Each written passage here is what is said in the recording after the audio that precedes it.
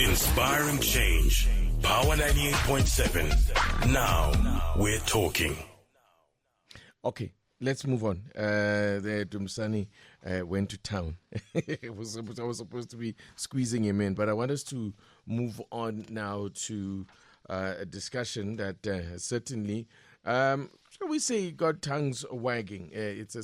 The matter around the creation by government of a transformation fund.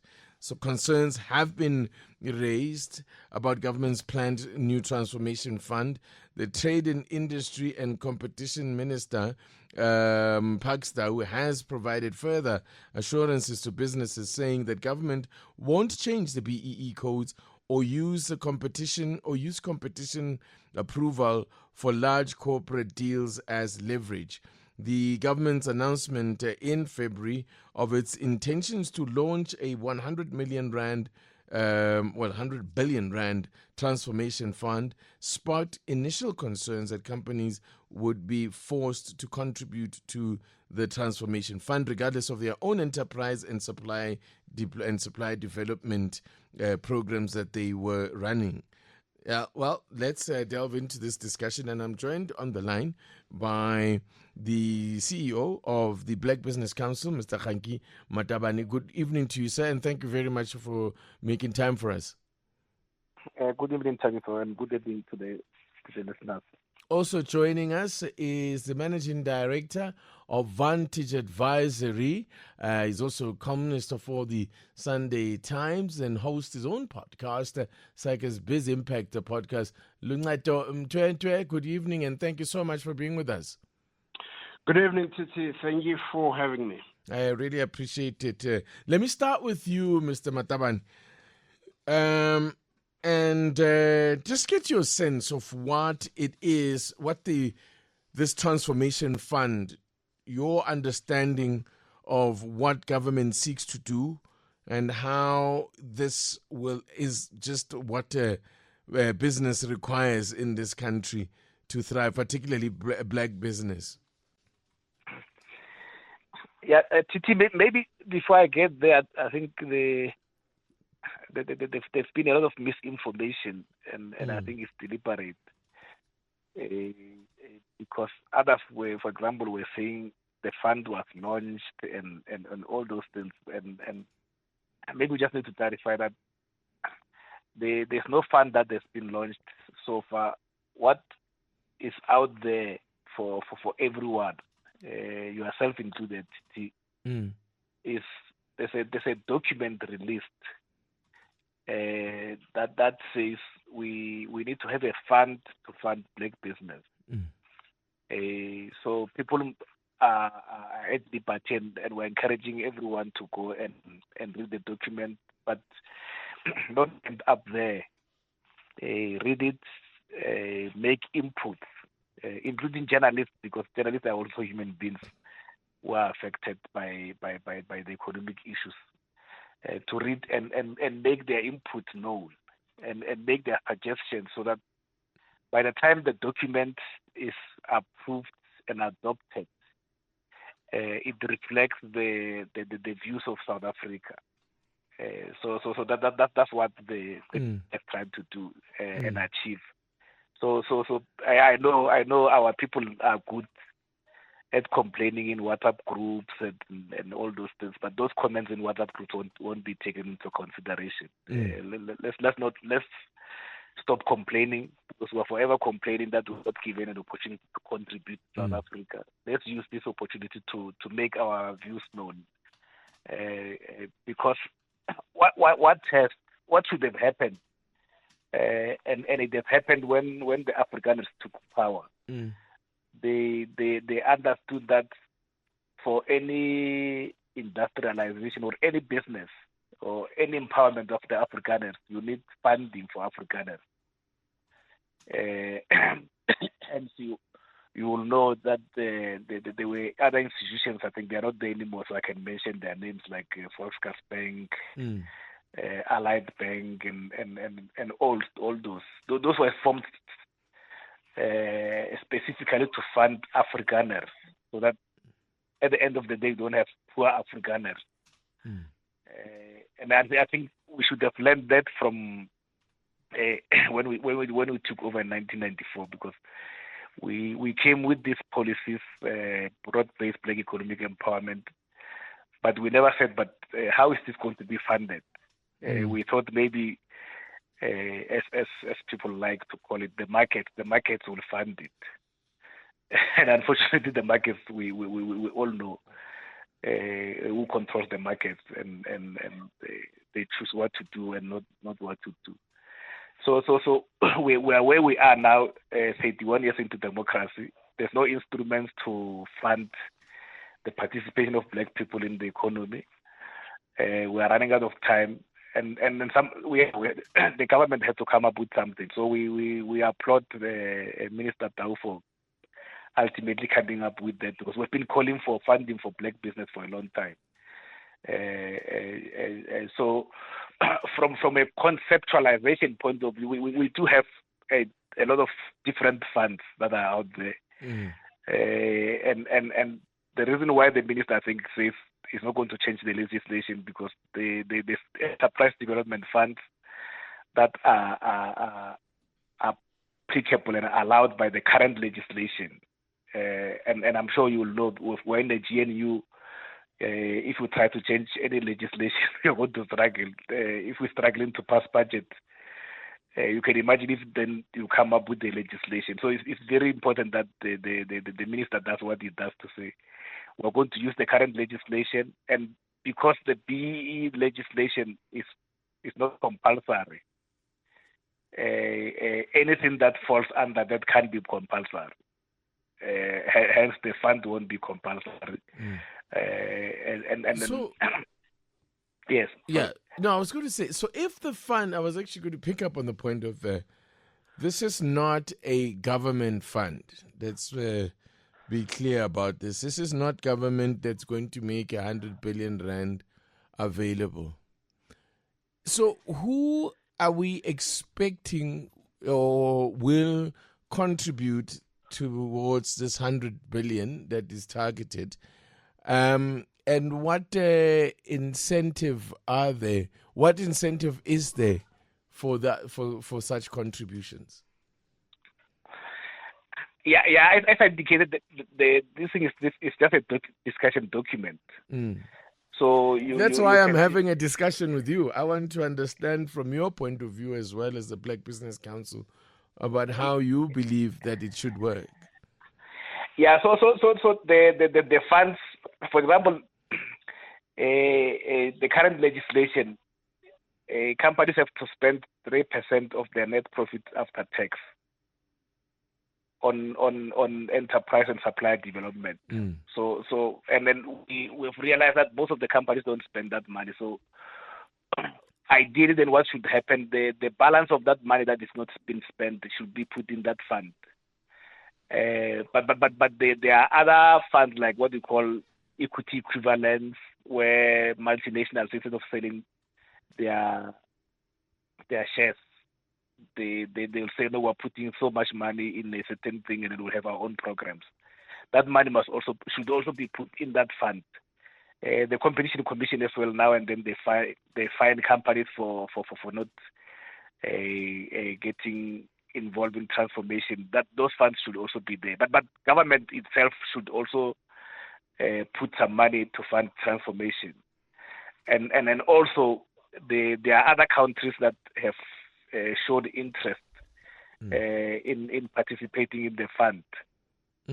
And then as far as the benefit for South African companies is that once the money gets there, you get your BE points. And what we are proposing is that we should not stop the current initiatives that other companies are busy with. But we know for sure they don't spend all the money. So if the 3% is 200 million, they spend only 100 million. The other 100 million should go into the fund, because what we've realized, most of the companies will do, then they will double dip. So they will say we've spent 100 million this year, we spent 100 million next year, the other year. They claim to have spent 500 million, only to find that they are recycling the same 100 million. But because it does not leave the company, it's easier for people to hide. But if it was leaving the company, because that money you're supposed to spend it anyway, and you are getting points every year. So hence we are saying that money should leave you and go to a fund, but the fund then must be administered by a proper board, a board of credible individuals. As decided by who? No, it's decided by private sector and government. You remember during COVID we had Solidarity Fund, and it worked very, very, very well. And majority of the board members there were from private sector, because remember there's a trust deficit between government and the society. So once you put government people there, people are thinking, oh, these people are going to eat the money, and that is not it's not misinformed, because we've seen it during COVID. People were chowing money while people were dying. So we're saying from a governance point of view, we need to identify prominent South Africans who have made it in life, who just want to make a contribution to South Africa, and who don't want funding from that fund themselves, so that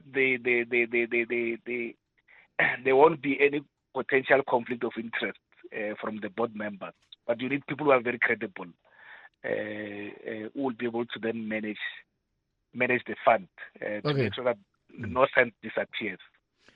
How would this fund, however it is administered, what would set it apart from other, development agencies that we have, or other, I'm thinking here about the IDC, the NEF, and other initiatives that have been set up with a purpose of trying to advance, black business development?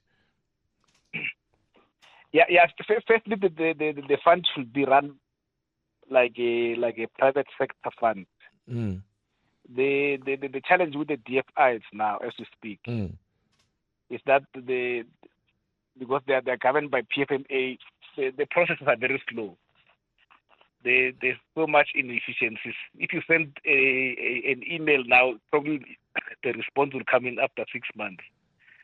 So why not deal with that? Why not deal with that instead of setting up a whole new fund? No, that is just one of the problems. For example, because they are governed by the PFMA, even the investment committees they don't sit every week like in private sector. But the bigger problem is that in South Africa we don't have what is called patient capital. So if for example, Titi, you want to buy that building where you are now, and they say the building is 100 million, you are required to pay something called own contribution. And we know because of apartheid, where there are not many black people who will have the 10 million sitting, waiting for that thing. So the fund must be able to help black people with black women, black youth, people living with disabilities, with that own contribution. And hence we were saying the governance structures must be very, very tight, because this is not going to be like a giveaway. It must be businesses that are making sense, businesses that are viable, that are going to be funded. Okay. We are talking. And we don't have that now. As we're speaking now and sitting with now, we don't have a fund that assists black people with own contribution. Hanki Mataban is the CEO of the Black Business Council, is my guest this evening. We're talking about the Transformation Fund. By the way, just to say, we had also invited someone from the department. Unfortunately, no one was made available to talk to us this evening. But nonetheless, it doesn't stop us having the conversation. Let me now also bring in, I've already introduced him, and he's been listening in patiently there. Lungato Mtwentwe, our Managing Director, Vantage Advisory. Maybe just by way of introduction, maybe you can explain who you are as Vantage Advisory and what it is that what is your interest in this particular subject. Thank you, Titi. Well, good evening to Mr. Matavani.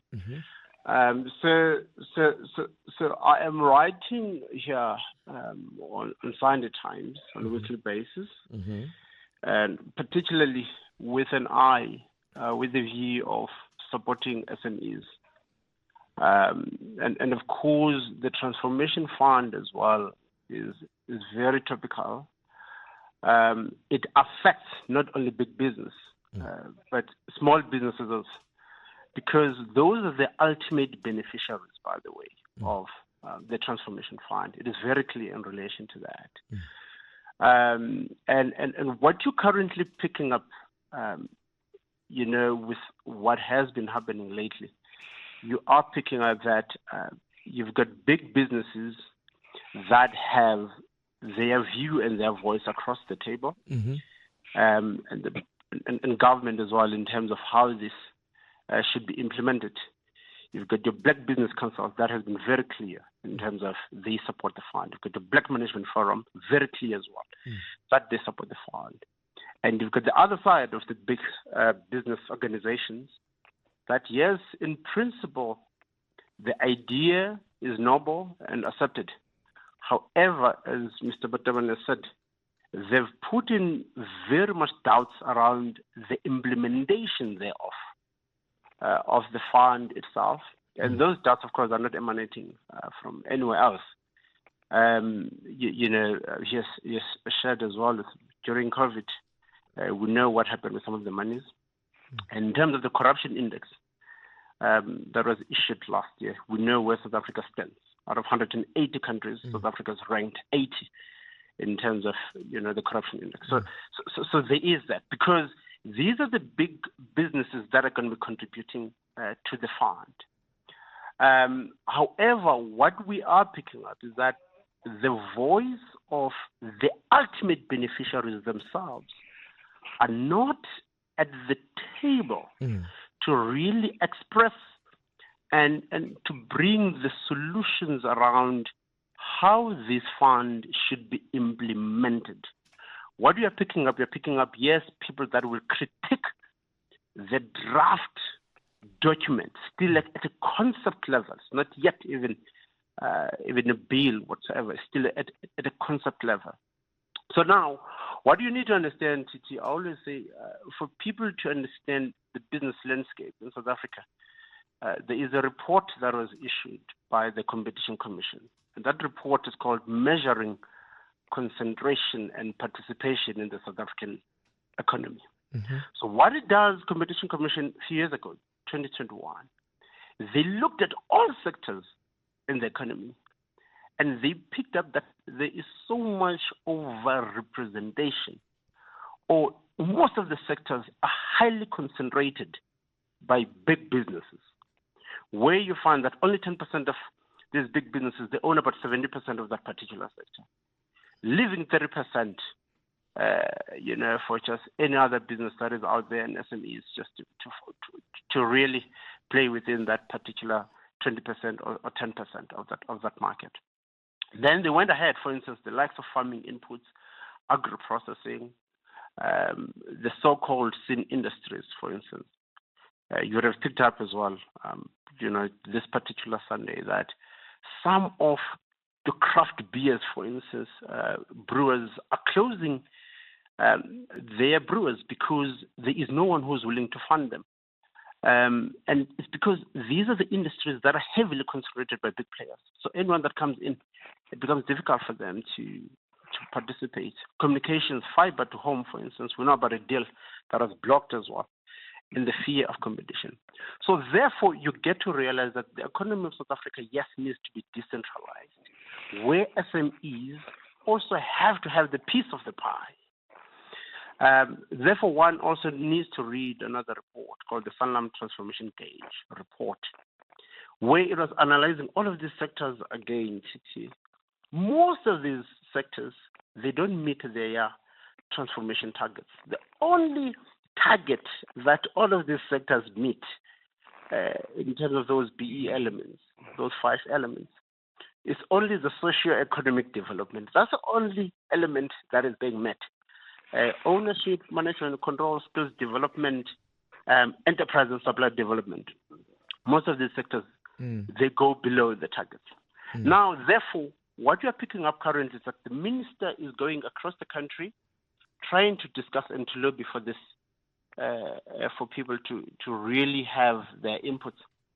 And what I am warning here in relation to this article is to say, look, this is another opportunity where we don't want small businesses to be left behind, where they did not have an input, where they did not drive their agenda, because what you're picking up is only between the two big or the major organizations that are saying we want transformation, and the other side, there's doubt that is being created. So it's up to the SMEs from the township, from the rural areas, to really take the document, critique the document, and really put their inputs across, because this will go ahead. This without will go them. ahead. Yeah, With this will or go without ahead. them. Exactly. Right? And then, and if you listen, by the way, the minister is clear to say, look, we want this to be fully capitalized in the next 5 years. That is the right time when the elections are about to come in 2029, by the way. Right? And then who's going to be benefiting then around there? So I'm really cautioning and really trying to say all the entrepreneurs, they must participate fully and drive the agenda and drive the solutions, because this, at the end of the day, belongs to them. All right. Yeah. That is Lungato Mtwentwe, who is the economist. Actually, the reason why we're talking to him is because he wrote in his latest column for the Sunday Times, responded to the fact that this the transformation fund seems to, in its conception, have ignored the sector that is supposed to be the biggest beneficiary of whatever the transformation fund seeks to do, that is being small and medium enterprises. Khaki Batabani, I wonder whether you want to pick up on anything that Lungato has said, and because I'm wondering here how it was that is even possible that you can have a conversation about transforming the economy and not include small and medium enterprises in the conversation. Yeah, Titi, maybe let me just clarify and maybe provide some more information. So in South Africa, we've got two business confederations, which are like mother bodies. And at some stage we had one during the presidency of Thabo Mbeki and Jacob Zuma. We had one, which was Business Unity South Africa, which was formed by the then white business and black business. And in 2011, Black Business Council moved out of BUSA. And I think we should have moved out with the name Unity from BUSA, so that we stop the confusion. So at the moment, there are only two confederations, which is ourselves and BUSA. And basically almost all the black associations are members of the BBC. The mother body is the BBC. So NAFCOC, Santaco, Black Management Forum, Black Accountants, Black Lawyers, and then basically, the SMM, Black SMMEs in South Africa are members of the BBC. So the businesses on the ground are not necessarily being left out, because those are falling under the umbrella of the Black Business Council, and hence we are calling for our members, individual members and associations to participate, because we know this will affect the members directly. So I just thought let me clarify that part so that we should understand we are not necessarily leaving anyone behind, because those people are represented by the mother body, which consult with all the members, and I think you'll have seen even at the event there in Freedom Park, NAFCOC was there. There were other black organizations that were there. But again, the issue is that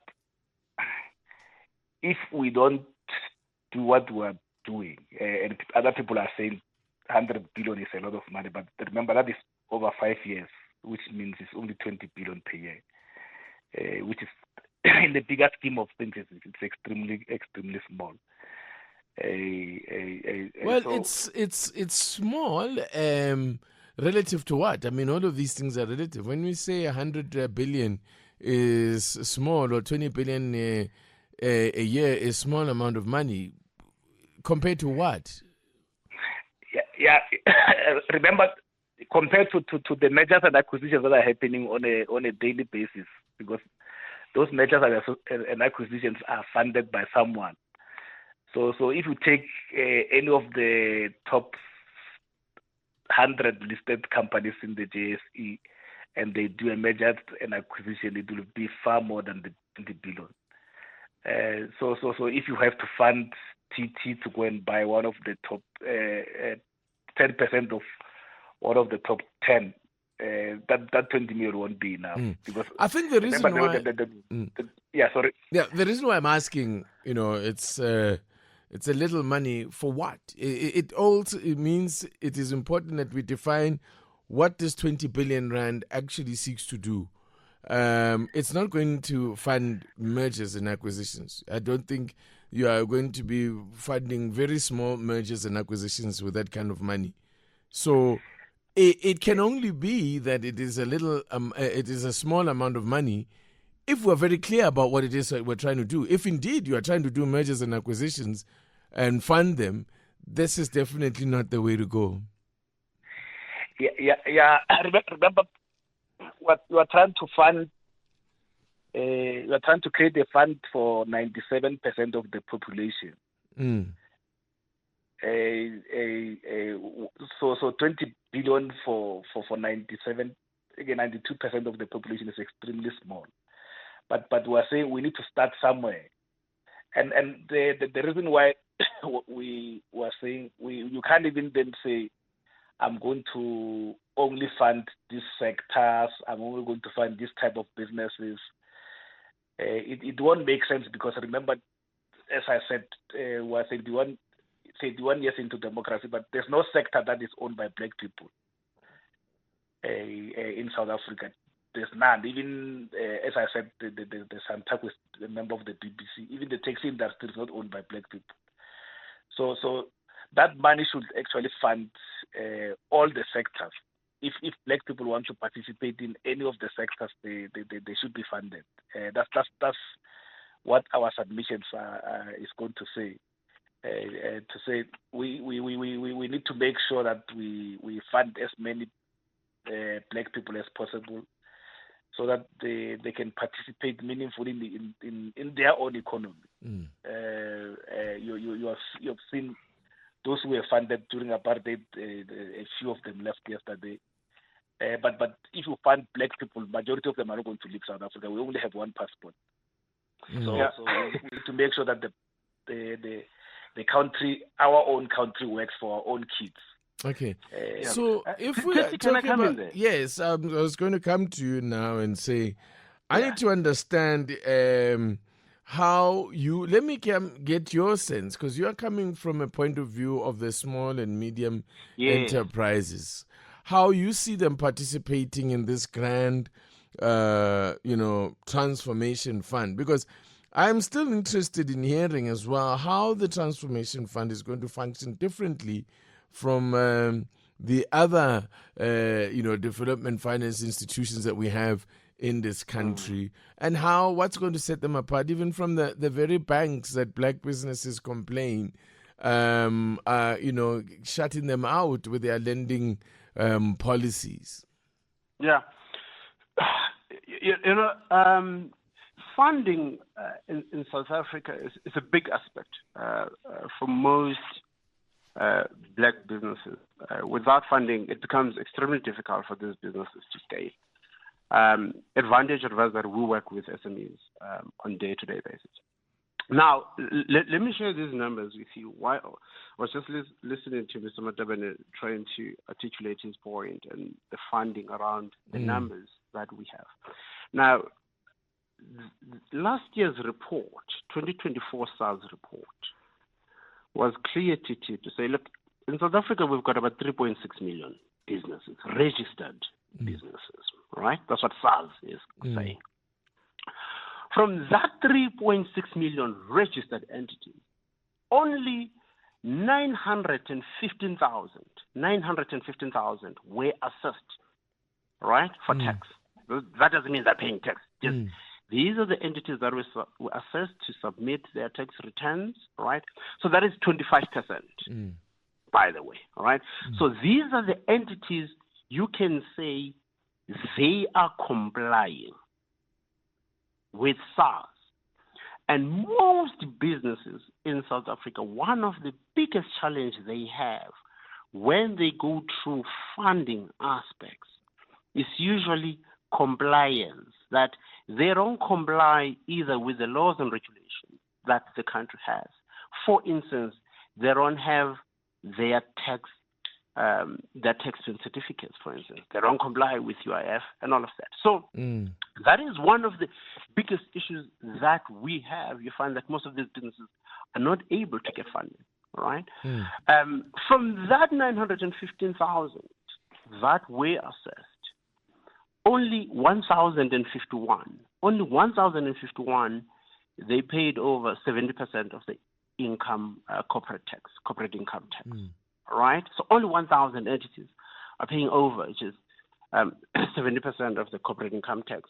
Now, what does that mean? That in South Africa, we have so many small businesses that are registered. And you find that some of them are not operating as per se.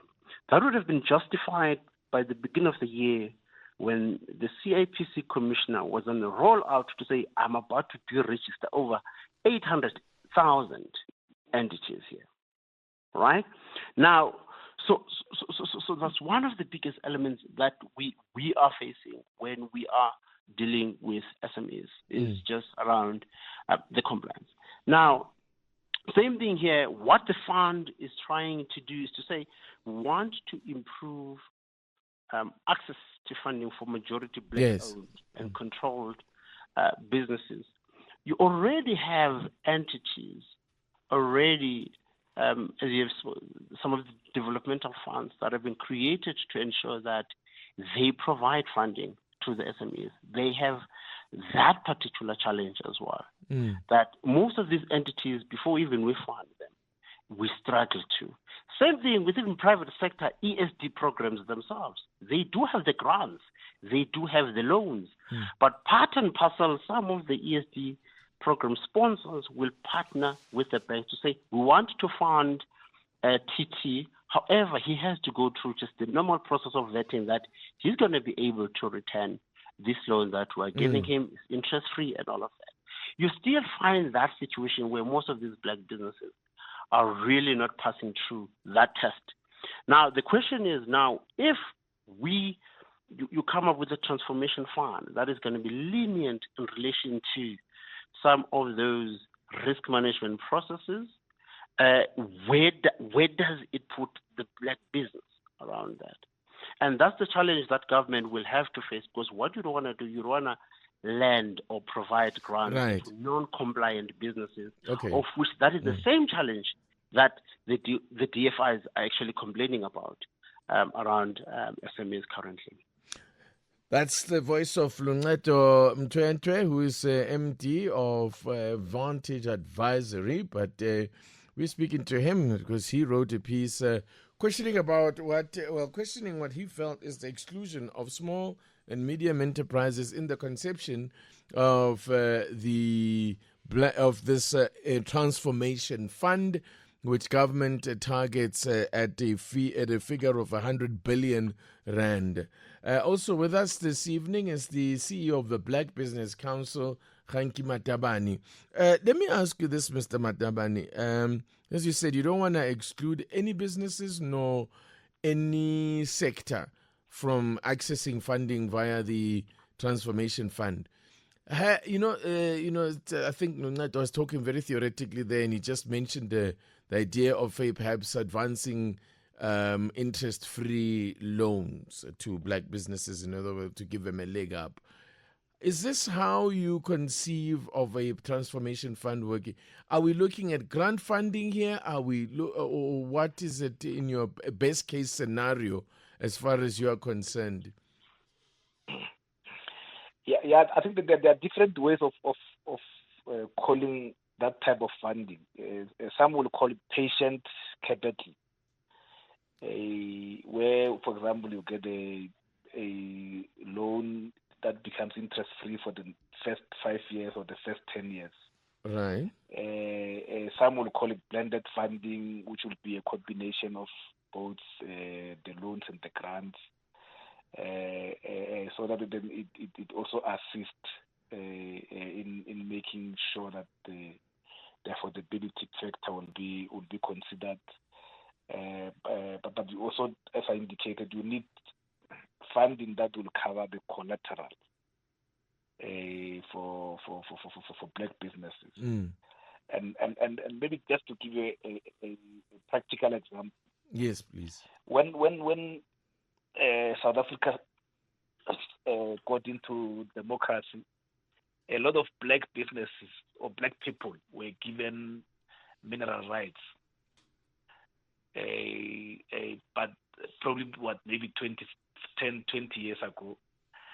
And as we're sitting now, they don't own those mines because there was no patient capital. There was no funding of this nature, because then what happens?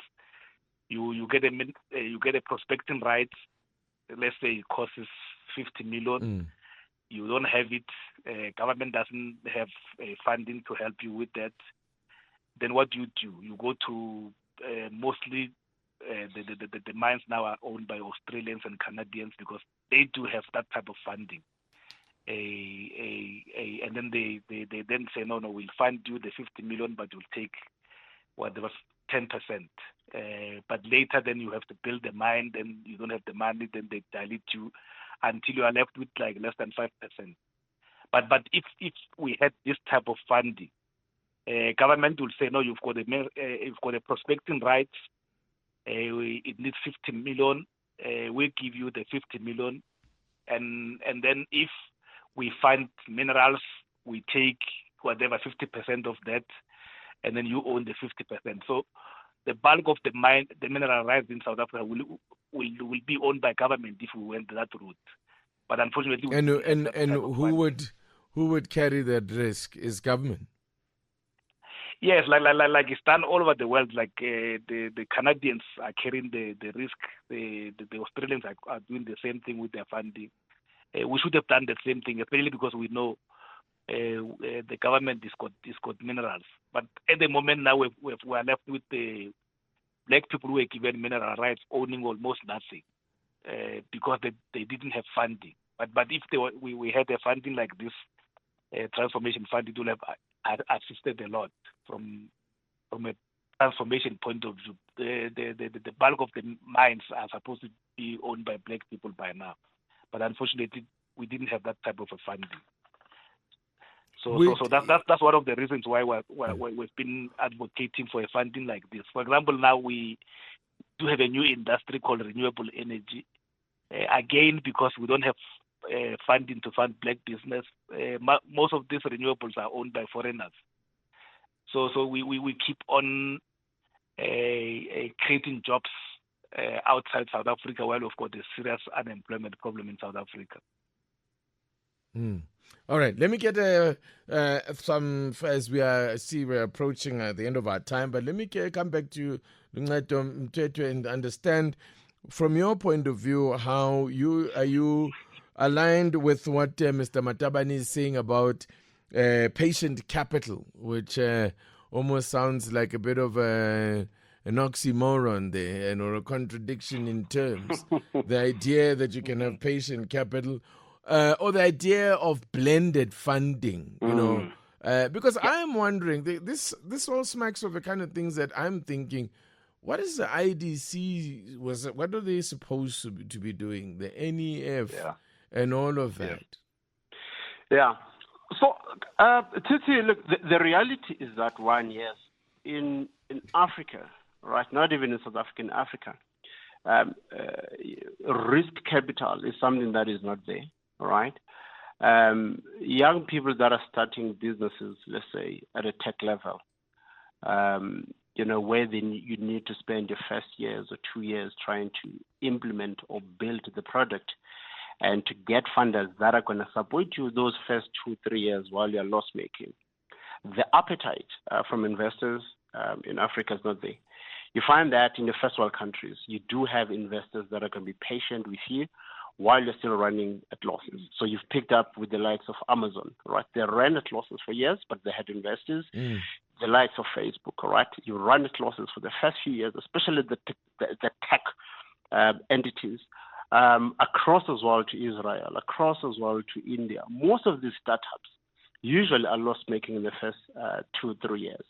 With an upside, there's a risk, of course, in relation to that. With an upside, that the upside can be extremely high, that the returns from all of the losses that we've made in the past 3, 4, 5 years is basically it comes back. So we are short of venture capital. So that's why you find that we don't have what we call even unicorns that are coming from South Africa. Those are the entities valued more than $1 billion within the first 10 years of their existence. It's because you don't have what Mr. Matabane said, your patient capital or your risk capital. So therefore, in relation to transformation fund, and this up to the public sector now to say, are we willing to fund small startups that we know the first 3 years are going to be running at losses, but there's a huge upside in relation to that. He's talking about new industries that are coming, but are you willing to fund entities that are going to be running at losses for the first 3 years? Because currently, there's no one that is funding any business that is loss-making the first 2-3 years, right? So if that's the case, that's where now the private sector, because these are their funds, is the private sector willing to do that? And that's where you'd find this resistance coming from the private sector, because they're saying, hold on, are we going to take our monies and fund, and then you're going to fund all of these entities? Okay. All right? So it becomes that. The only way then the transformation will be able to move that is that you've got your SOEs. Then, because, that is still government. So they're going to be able to let go of that fund to that, and that's patient. But private sector, it will be extremely difficult for them to really come on board. We are right up to news time, but I just want to give Mr. Mataban, let me give you the final word on the matter, just your parting shots, please. Yeah, thanks. The enterprise development money is already being spent, so the money is already there out there in the system. So it's not new money. So the private sector should not be that resistant. I think the challenge again is that people don't trust government. They think the money is going to disappear.